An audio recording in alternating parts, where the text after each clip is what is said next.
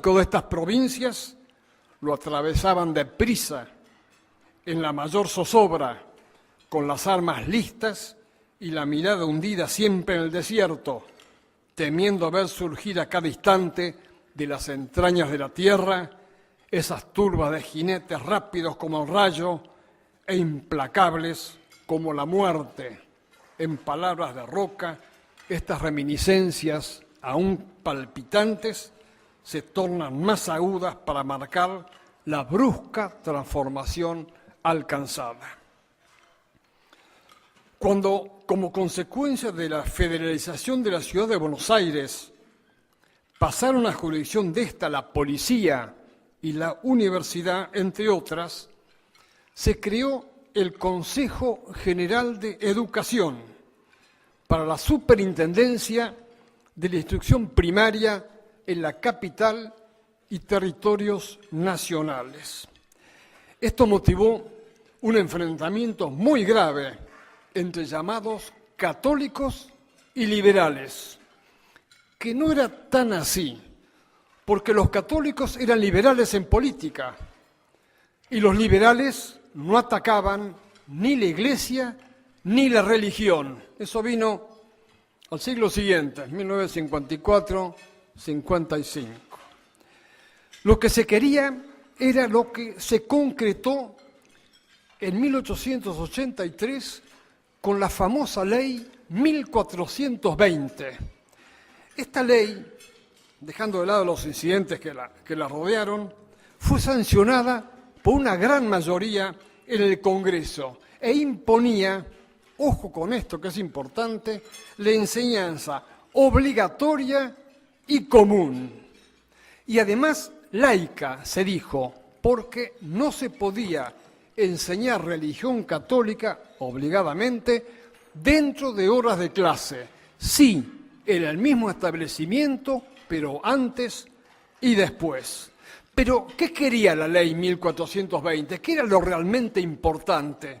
Se enseñaba a los hijos de los inmigrantes, a los nuevos argentinos, a hacerlo, a ser argentinos. Se enseñaba historia argentina, geografía nacional, instrucción cívica e idioma castellano a gente que ni siquiera sabía hablar en español.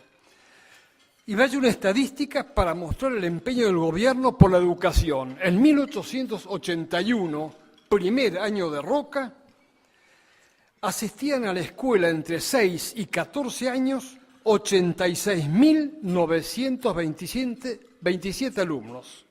Al dejar el mando 6 años más tarde, de 86.000 y pico, la cifra había aumentado a 180.778 alumnos.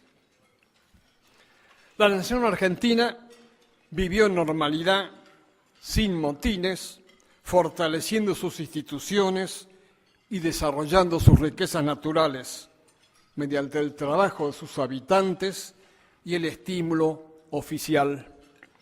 Al fin del mandato de Roca, el gobierno transmitió por primera vez en paz.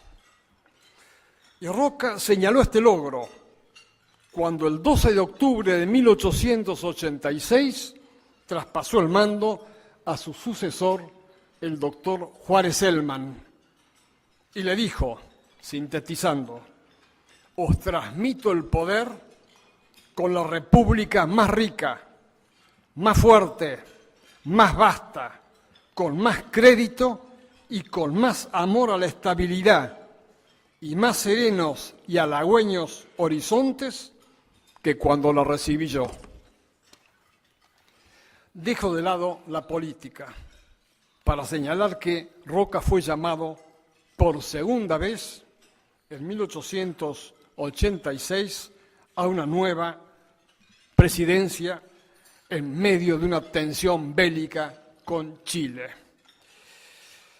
Contrariamente a la primera, no me falta mucho, Roca, ya maduro en la política, se rodeó de hombres más jóvenes para su gabinete ministerial. Sin mencionar a todos, con injusticia lo declaro, señalo la presencia de Luis María Drago, Joaquín B. González, Osvaldo Mañasco, Pablo Riquieri. Con ellos, otra vez se mantuvo su política de paz y administración, como que pese a revueltas provocadas en los nuevos tiempos por doctrinas aparecidas en Europa de fuerte contenido socialista y anarquista, el país no volvió a vivir guerras mal llamadas civiles. En cuanto a la administración, no voy a hablar sino de algo en el cual yo también estoy, que es las Fuerzas Armadas. Roca creó la Escuela Superior de Guerra en 1900 para capacitar a oficiales de Estado Mayor. No nos olvidemos que había un peligro de guerra con Chile. Y recreó el histórico regimiento de granaderos a caballo. Y finalmente se estableció el servicio militar obligatorio. Como se formaban las listas de los futuros soldados sin ningún propósito político, del registro para el servicio militar, Sáenz Peña tomó la cartilla cívica y por eso hasta nuestros días se llamaba al documento libreta de enrolamiento militar. Fueron fortificadas la Marina, el Ejército, no voy a detallar, y se evitó finalmente el conflicto armado, sellándose públicamente mediante el encuentro de los presidentes Roca y Errázuriz en la desembocadura del Estrecho de Magallanes, sin abrazo, porque en aquella época los señores no se abrazaban ni se besaban como ahora, ¿no? Y para simbolizar la fraternidad de los países vecinos, se erigió, como sabemos, en la cordillera el monumental Cristo de los Andes, fundido en bronce de cañones tomados conjuntamente en la Guerra de Independencia. Menciono simplemente, en materia internacional, la doctrina Drago. La doctrina Drago, que en 1902, tema bastante de moda, se opuso a la intervención armada de acreedores extranjeros a la deuda que tenía Venezuela.